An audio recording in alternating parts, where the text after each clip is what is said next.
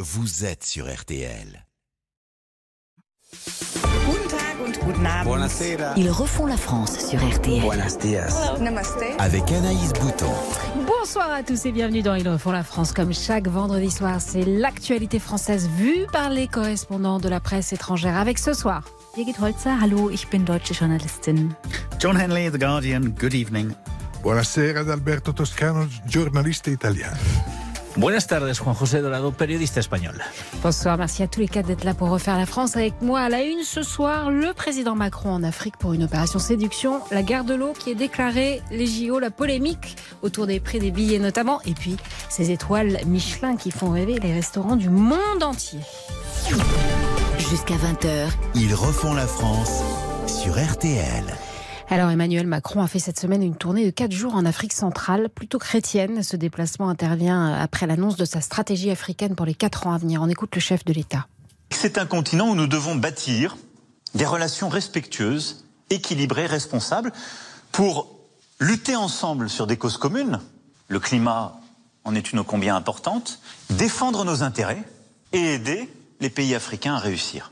Et c'est l'inverse des logiques de prédation, qu'elles soient militaires et sécuritaires ou qu'elles soient financières, poussées aujourd'hui par d'autres pays. Il s'agit du 18e voyage du chef de l'État en Afrique depuis 2017. Que va-t-il faire là-bas, Alberto Toscano ? Il va essayer de redorer le blason de l'image de la France, qui a subi des coups très rudes pendant les dernières années.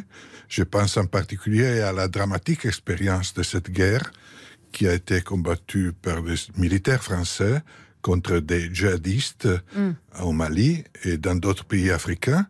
Et maintenant, la France doit retirer ses troupes aussi parce que la Russie s'est installée à son tour dans cette partie de l'Afrique à travers ses militaires, paramilitaires, mercenaires du groupe Wagner. Je crois que l'Europe est en difficulté en Afrique, mais elle paye ses erreurs. L'Europe et la France payent leurs erreurs, notamment l'intervention en Libye, qui a été décidée d'une façon qui a déstabilisé ce pays, qui avait un rôle de contrôle par rapport à l'Afrique saharienne.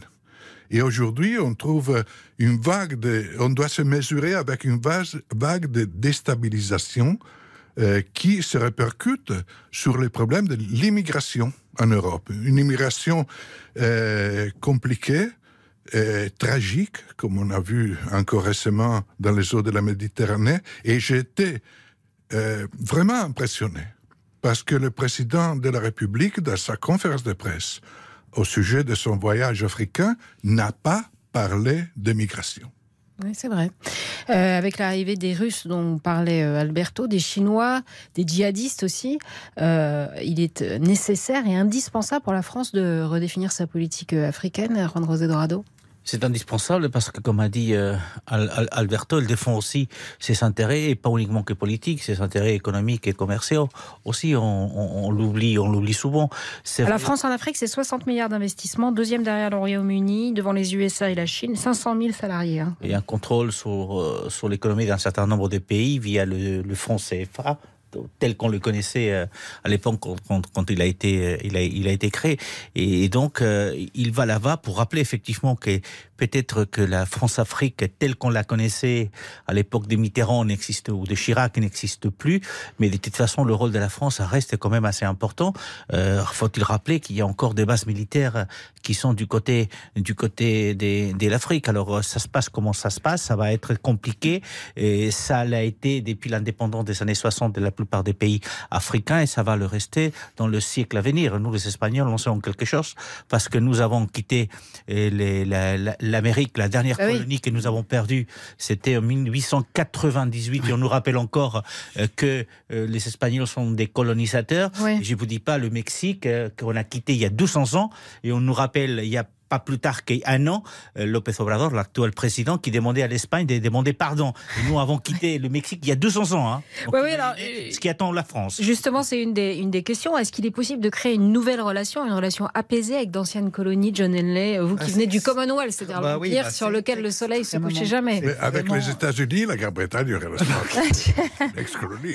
Non, mais c'est une relation extrêmement délicate parce que c'est évident que le pays colonisateur a gardé responsabilité, mais c'est extrêmement difficile d'exercer ces responsabilités sans paraître comme justement l'ancien colonisateur. C'est vraiment une ligne très compliquée à traverser. Pour la Grande-Bretagne, c'est assez intéressant parce que justement, comme vous dites, on a le Commonwealth, on essaie de maintenir cette relation. Je pense que c'est une situation très différente de celle de la France. Il n'y a pas cette implication militaire, par exemple, qui existe en France. Et les anciennes colonies britanniques, les Anglais, surtout les Anglais, les Britanniques, ils regardent leur empire, leur ancien empire, avec énormément de nostalgie. C'est surtout une conception nostalgique, en fait. Mais l'Inde, par exemple, l'Inde ne vous demande pas de demander pardon comme le Mexique. Comme le Mexique pour l'Espagne. Le problème, c'est qu'on a... la plupart de nos anciennes colonies réussissent très bien sans nous. Le Canada est beaucoup plus intéressé par les États-Unis.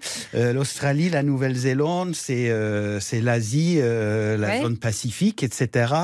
L'Inde veut être devient peut-être déjà une puissance, une véritable puissance indépendante. Déjà, elle veut sa propre place à la table. Et quand nous, ce qui intéresse surtout depuis le Brexit, c'est une question de commerce, pas d'implication militaire. Mais par exemple, l'Inde a refusé tout simplement un accord de libre-échange avec la Grande-Bretagne, ou a eu des exigences de visa, par exemple, pour des jeunes étudiants. Et voilà. Birgit, votre regard sur ce voyage du président Macron en Afrique? Oui, je suis d'accord.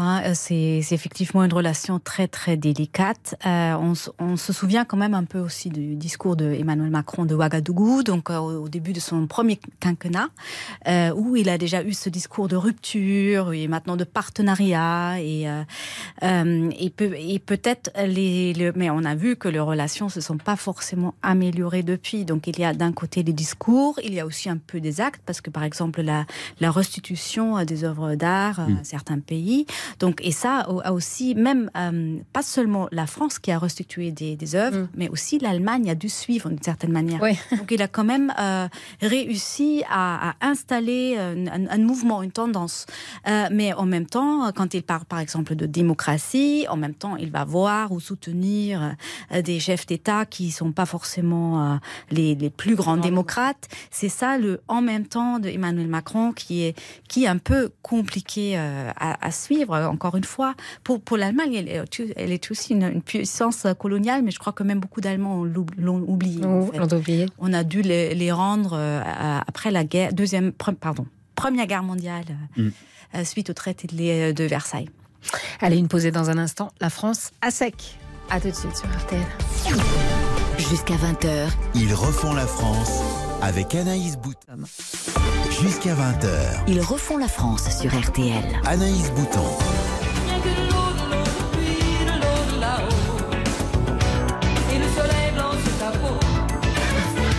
Et oui, avec Véronique Sanson, Birgit Holzer, Juan-José Dorado, Alberto Toscano et John Henley. Une sécheresse en plein hiver, 40 jours sans pluie, c'est du jamais vu en France et il va falloir faire attention à cette ressource qui devient rare. C'est ce que je disais en fin d'été, c'est la fin de l'abondance.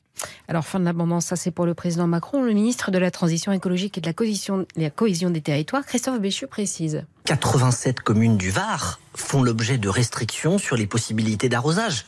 C'est-à-dire le type de choses qu'on entend plutôt en plein été. Dès maintenant, la question du remplissage des piscines, même si ça peut sembler totalement hors de propos vu le contexte dans lequel nous sommes, est susceptible de faire l'objet de restrictions sur un certain nombre de territoires pour qu'on évite de se retrouver dans des situations qui sont complexes. On a à peu près 2 mois devant nous. Ouais, à peu près 2 mois devant nous.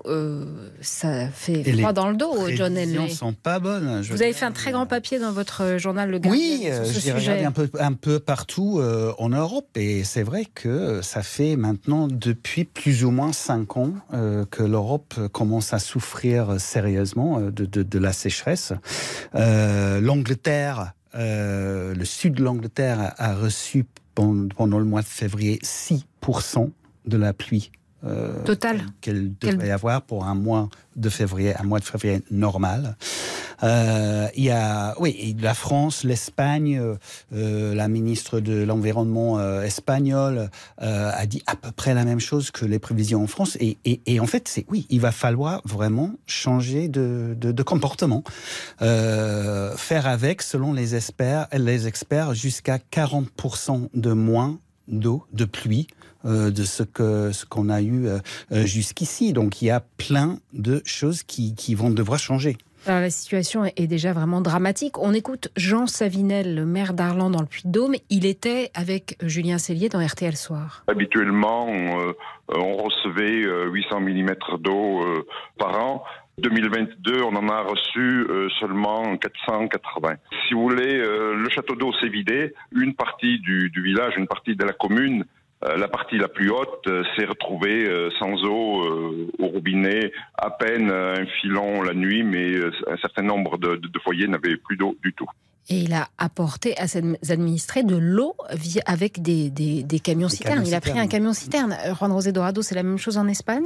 C'est la même chose en Espagne. D'ailleurs, les barrages espagnols, à cette époque de l'année, normalement, sont à 61-62% de leur capacité. On se retrouve à 50% de la capacité. Il y a même un responsable du gouvernement catalan qui a annoncé la semaine dernière qu'il pourrait y avoir des restrictions d'eau pour la ville de Barcelone vers la fin de l'année, à tel point qu'il y a aussi des problèmes d'ordre économique. Vous savez, l'Espagne, les plantations espagnoles de soja, blé, etc., sont assez importantes, qui consomment beaucoup d'eau, et on se pose la question cette année, et quelle est la répercussion dans les aspects financiers. Ça va toucher grosso modo 2% du PIB espagnol, mais il commence à voir, comme on a écouté tout à l'heure en France, à se poser des questions sur les piscines, sur laver les voitures ou pas, le faire à un certain nombre de moments ou pas. Donc c'est assez compliqué. Même si l'Espagne est quand même assez développée dans la gestion, dans la gestion de l'eau. Mieux que la France d'ailleurs, parce qu'en France, les fuites d'eau dans le réseau font gaspiller 20% de l'eau potable. C'est quand même inouï. Très très mauvaise aussi dans le recyclage des eaux et par rapport à d'autres pays européens. Nous, on a créé aussi des fabriques pour désaliniser l'eau. Alors ça, l'autre problème, c'est que ça consomme de l'énergie. Oui, voilà. Donc, mais voilà, c'est des problèmes qui se rajoutent à d'autres problèmes. Mais c'est vrai que nous, on a développé depuis des années, effectivement, des mesures pour contrer ça. Mais le manque de pluie, c'est une réalité. Elle est là, il faut lutter contre ça. Alberto Toscanano, c'est la même chose en Italie. Ça va changer l'agriculture, ça va changer le paysage, tout ça. Oui, tout à fait dramatique. Le niveau des eaux du principal fleuve italien, le Po, aujourd'hui est au minimum historique pour cette saison.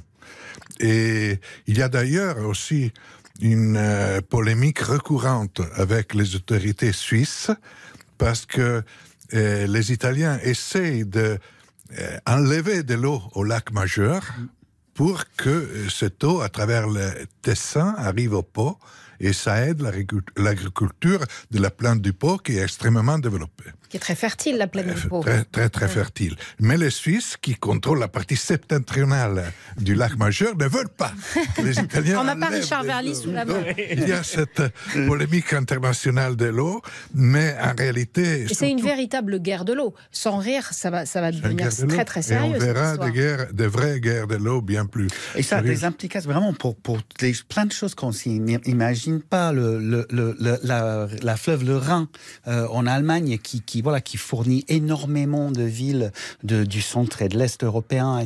Et déjà, les bateaux sont obligés qui amènent le fuel, plein de biens.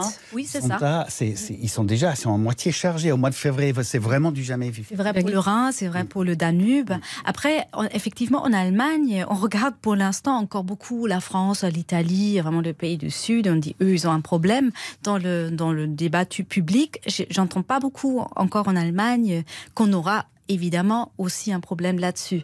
On a eu déjà l'été dernier, il y a eu des grandes feux dans les eaux, dans les bois. Dans les bois, ce qui est plutôt rare. Nous aussi, on a eu des méga incendies. En France, c'était énorme. Je crois qu'on a fait encore un peu l'erreur en Allemagne de regarder un peu en disant oui, il y a des pays chauds et c'est leur problème à eux, alors que c'est toujours votre façon de regarder un peu l'Europe du Sud, un peu. C'est peut-être une façon allemande. Le problème. Oui, c'est vrai. Pour nous en Italie, le problème, mais aussi pour l'Allemagne, parce que le problème est les glaciers des Alpes. D'où ces fleuves viennent. Et aujourd'hui, la situation des glaciers des Alpes est dramatique, parce que même si on est en hiver, il y a un niveau de ces glaciers qui est nettement inférieur à la moyenne, nettement inférieur à la situation normale. Donc, ça deviendra extrêmement compliqué d'avoir la source à la base de ces eaux, de ce fleuve et de l'espoir pour l'agriculture. C'est sûr qu'on va en reparler de toute façon d'ici l'été qui arrive, parce que des plans vont forcément être mis en place par les différents gouvernements. Allez, une pause et dans un instant, 690 € pour voir des éliminatoires. Ah, ça c'est les JO de Paris. On en discute dans quelques instants sur RTL.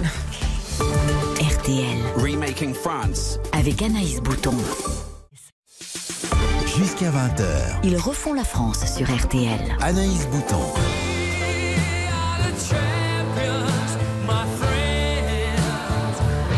Eh oui, on est les champions, hein. John Henley, avec nos correspondants Birgit Holzer, Juan José Dorado, Alberto Toscano et John Henley, et notre partenaire Courrier International. On refait la France. Alors, à peine plus de 500 jours avant la cérémonie d'ouverture des JO, le 26 juillet 2024, douche froide pour les chanceux tirés au sort pour acheter leur billet, malgré les mots rassurants de Tony Estanguet, le patron de Paris 2024. En tout, on a 1 million de places à 24 € et 50%, c'est-à-dire à peu près 5 millions de places à 50 € et moins. Pourquoi ? Parce qu'on voulait une billetterie accessible. Mais ça veut dire aussi que, à côté de ça, l'autre moitié des billets, elle finance l'organisation des Jeux. Bref, on ne comprend pas grand-chose en fait, en cause d'un système de vente par pack et des billets qui peuvent atteindre des sommes astronomiques. Sarah a expliqué sur Twitter par exemple qu'elle a bien été tirée au sort, mais qu'à 690 € le billet pour les éliminatoires d'athlétisme, elle le regardera à la télé. Alors la France sera-t-elle à la hauteur de ces Jeux Olympiques ? C'est la question que pose le journaliste Paul Ackermann du journal suisse Le Temps. J'ai trouvé cet article dans les excellentes pages de notre partenaire Courrier International et je vous repose la question à vue de nez. Est-ce qu'on sera prêt, Birgit Holzer ? C'est une très bonne question. Effectivement, on parle de soucis maintenant des billets. On parle aussi de soucis peut-être de sécurité. Le fiasco de l'année dernière où Ligue des Champions Madrid-Liverpool n'a pas forcément donné très bonne image de la France. Donc, effectivement, on va un peu de polémique en polémique, ce qui est dommage parce que ça reste un grand événement sportif international. Ça serait pas la France en même temps. Oui, je sais pas. C'est vrai, c'est peut-être très français. En fait, en Allemagne, il y a eu 2 référendums dans 2 villes, Hambourg et Munich. Et ils ont dit nein. Wir wollen nicht. Parce que c'est compliqué pour une ville. Parce que c'est exorbitant. C'est cher. Du coup, c'est courageux aussi de la part de la ville de Paris. Téméraire ou audacieux, on ne sait pas. Alberto Toscano. C'est la première émission de la série On refait les Jeux. Oui, on va les refaire, les Jeux d'ailleurs. Oui, non, les Italiens suivent avec beaucoup d'attention ces Jeux olympiques. D'ailleurs, en Italie, il y aura les Jeux d'hiver en 26, donc quelque part jumelé à l'édition française des Jeux. Je crois que la situation sera attendue déjà parce que la ville de Paris est pleine de travaux dans la perspective des Jeux olympiques. Et alors j'ai vu le patron de l'établissement qui a la charge des établissements, enfin des ouvrages nécessaires aux JO. il a la charge d'un budget de donc 4,5 milliards. Il dit que les 64 ouvrages nécessaires seront finis à 80% fin 2023. Oui. Donc, on n'est pas complètement sûr que tout soit prêt. Hein. Ils seront finis à 80%, mais on oublie qu'en 1924, dans les Jeux olympiques de Paris précédents, il y a eu toute une série de grèves qui ont provoqué des retards dans les travaux pour les Jeux olympiques. Et je crois qu'il y aura des grèves d'Air France. C'est ce que redoute Paul Ackermann, le journaliste suisse. Juan Rosé, rapidement. Je pense que c'est vous marrez, non? Oui, non, mais je vous fais le pari qu'à la fin des Jeux, le président du CIE va dire c'est les meilleurs Jeux qu'on a jamais célébrés. Comme les Anglais. Toujours les meilleurs. Donc c'est certain. Comme Jacques Martin, le CIE, très tout le monde a toujours gagné. Et tous ceux qui sont en France et qui ont déjà connu des Jeux olympiques ailleurs, ils savent. Je me pose la question. Paris pendant les Jeux. Vous imaginez ce que va être Paris avec Arnaud Touche, le spécialiste des transports ici, a dit qu'on ne serait jamais prêt en termes de transport non plus. Hein. On ne sera jamais prêt. Ouais. Non. John Henley, vous à Londres, on va forcément vous frisez les moustaches. Forcément faire des comparaisons avec Londres. Et vous allez ricaner. Et c'est vrai que sur le plan des billets, c'est vrai qu'à Londres, 90% des places étaient à moins de 100 pounds, donc moins de 105 euros peut-être. Et les 2 tiers étaient à moins de 50. Et il y avait 2,5 millions de places à 20 pounds, donc 22, 23 euros. 2,5 millions à Paris, c'est 1 million.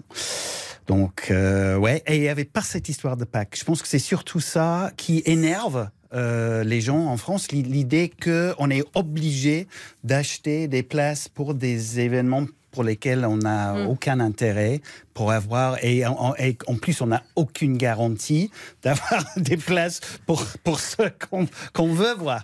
C'est un peu, Ça c'est assez, c'est très français, vous diriez. Très français.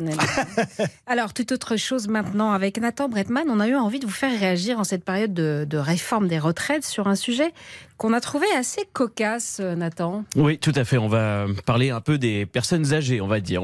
Est-ce que les vieux font de la résistance? On va prendre un exemple clair, net, précis. Jack Lang, vous le connaissez bien évidemment tous, ancien ministre de la Culture et depuis 2013, président de l'Institut du monde arabe. Et là, tel un phénix, il ne meurt jamais. À 83 ans, il brigue un nouveau mandat de 3 ans. Et là, vous allez me dire, qui en face? Mais qui pour le succéder? Un peu de renouveau, quoi, un peu, voilà.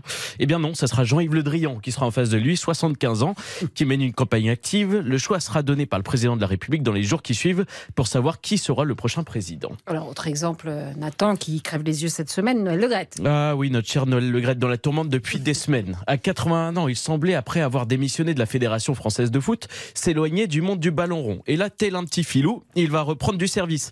Il devient directeur du bureau de la FIFA à Paris. Bon, évidemment, à cet âge-là, vaut mieux retrouver du boulot et ne pas laisser de la place aux jeunes, ce serait beaucoup trop compliqué. On vous sent un peu acide, Nathan. Allez, un dernier mot avec les sénateurs. Ah oui, le Sénat tout de même. Il faut rappeler quand même que c'est une chambre essentielle à notre démocratie. Mais il y a quand même un mais. C'est un peu les papis qui font de la résistance. Pour parler de réforme des retraites, ils sont quand même bien placés. Moyenne d'âge, les amis, 60 ans, non? Ouais, 60 ans. Ils se sont quand même un peu rajeunis par rapport à avant, il faut le rappeler. Au niveau de la parité, par contre, on n'y est pas du tout. 232 hommes contre 116 femmes. Il faut faire quand même encore un petit effort. Dernier point, et il faut le souligner, Rémi Cardon, sénateur de la Somme, est le plus jeune sénateur de la 5e République. Il a 28 ans. Et ça prouve que le Sénat, oui, peut se renouveler.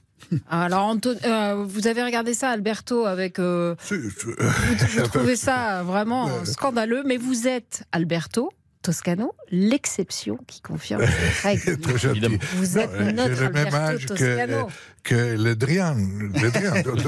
Mais moi, donc vous pourriez briguer l'Institut du monde arabe. Non, vous ne voulez pas? Non. Ceci dit, les jeunes peuvent eux aussi faire des bêtises et dire des bêtises.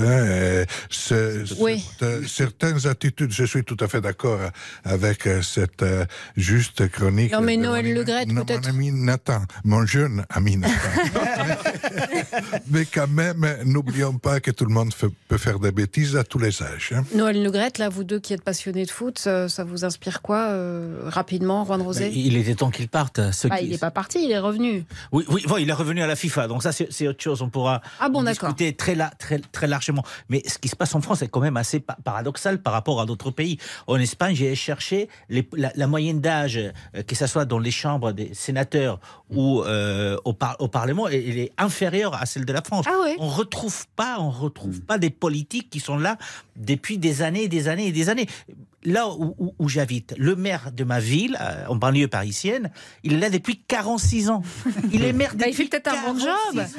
Il fait peut-être un bon job. Je me suis dit, mais est-ce que vous avez même dans l'animation à la télé, j'adore Michel Drucker, mais je me suis dit, est-ce que nous en Espagne on a des Michel Drucker? Mais on n'en a pas des Michel Drucker. Et nous avons Berlusconi. Ah oui, ça même Julio Iglesias a quitté la chanson. Bon. Ouais, c'est vrai que c'est vraiment une spécificité française, italo-française, je pense. Nous, honnêtement, moi j'ai vraiment dû chercher. Et la reine, excuse-moi. La reine. Ça, c'était la reine. Mais ça c'est l'exception qui prouve la règle. Ouais.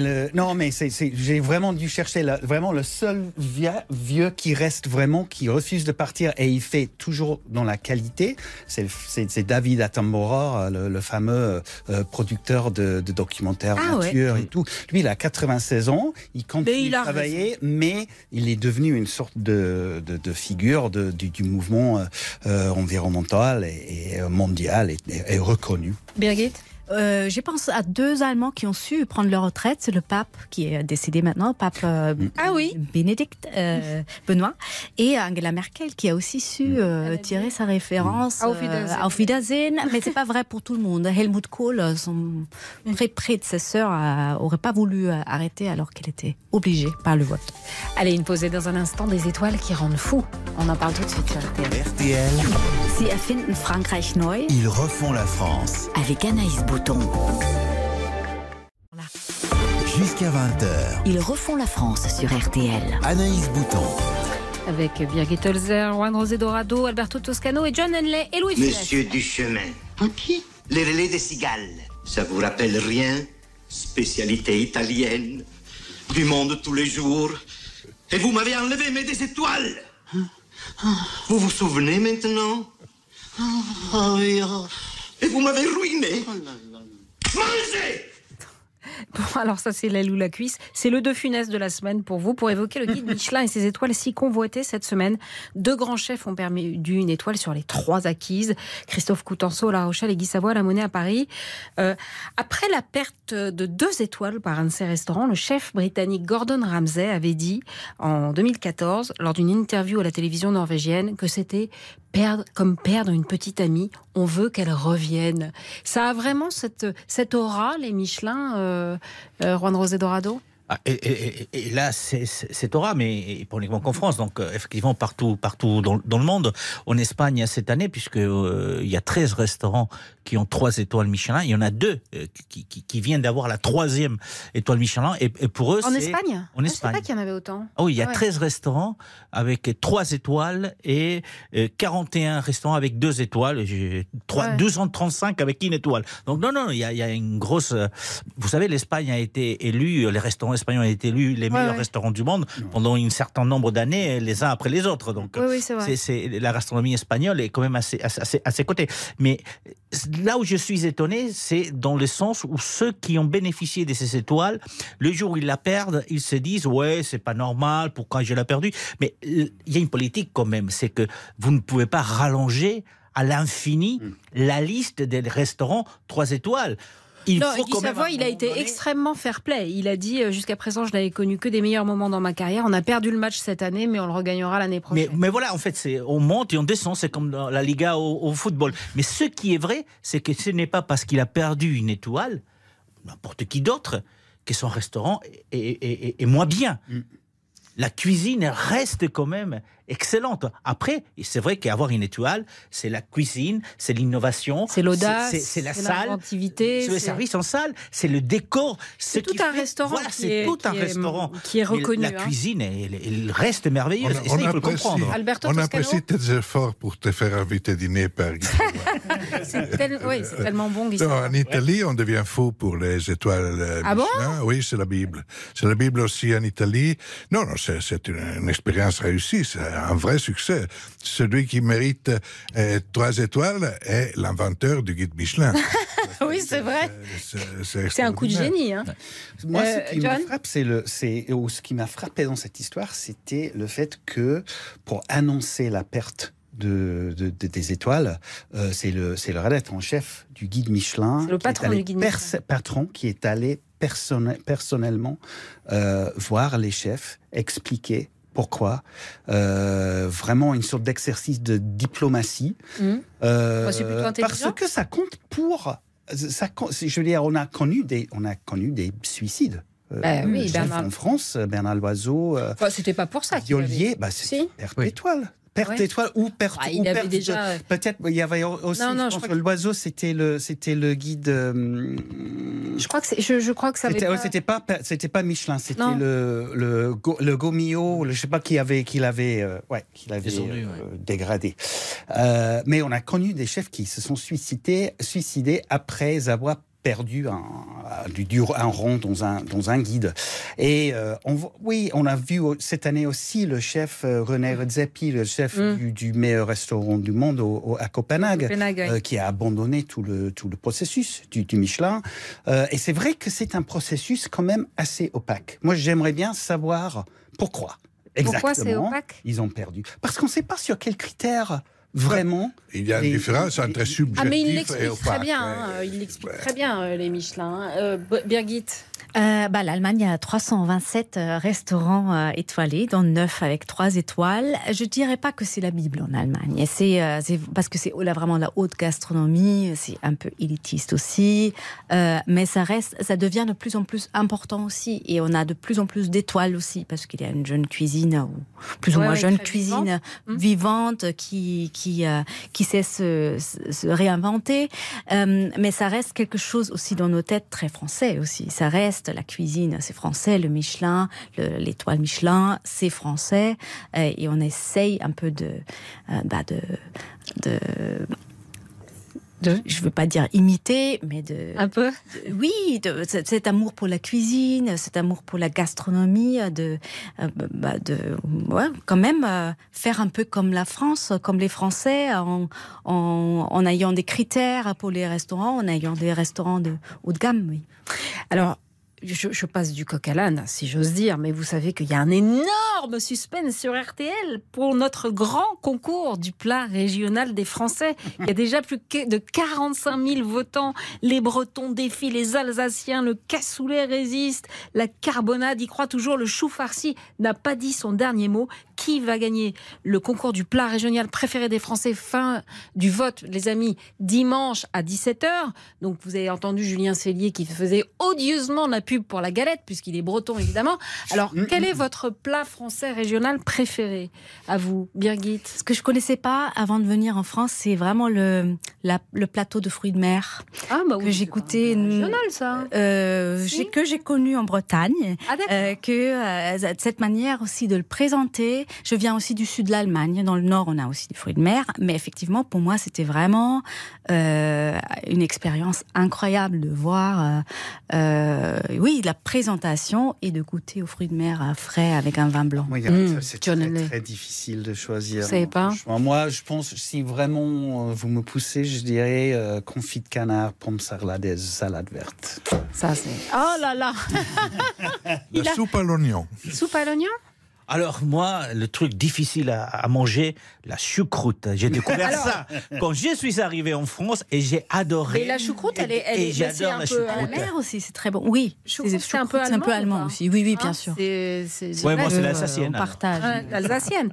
La choucroute, elle fait partie des 9 plats proposés par RTL aux auditeurs d'RTL. Il y a le cassoulet, la bouillabaisse, le saucisson dans la brioche. Vous connaissez ça? C'est une spécialité lyonnaise. C'est à tomber par terre. Vous connaissez ou pas, Juan Rosé? Il y a l'équivalent en Espagne du côté des Asturies. Ah bon? Mais nous, on met un chorizo au lieu du saucisson à l'intérieur. Ouais. Mais un chorizo à l'intérieur. Et la galette complète, vous aimez ça? Crêpes, jambon, fromage? Oui. Ah oui, bien sûr. Bon, surtout que vous avez une gastronomie un peu héroïque. Vous parlez pour les Anglais. Hein. Oui, je parle pour les Anglais, oui, bien sûr. Oui, ou les Écossais avec leur ponce, les produits farcis. Un petit déjeuner britannique. Hein, pas faux. C'était Clémenceau qui disait pour manger, et c'est parfaitement possible de bien manger en Angleterre. Il suffit de manger le petit déjeuner le matin, le midi et le soir. Yes. Allez, c'est là-dessus qu'on se quitte. Merci à tous les 4 qui referont. La France revient bien sûr vendredi prochain, même heure, 19h15. Vous pouvez retrouver l'émission sur RTL.fr et sur l'appli. Vous passez un excellent week-end sur RTL. Dans un instant, RTL Foot avec toute l'équipe. Mais juste avant, l'essentiel de l'actualité avec Aude Vernuccio.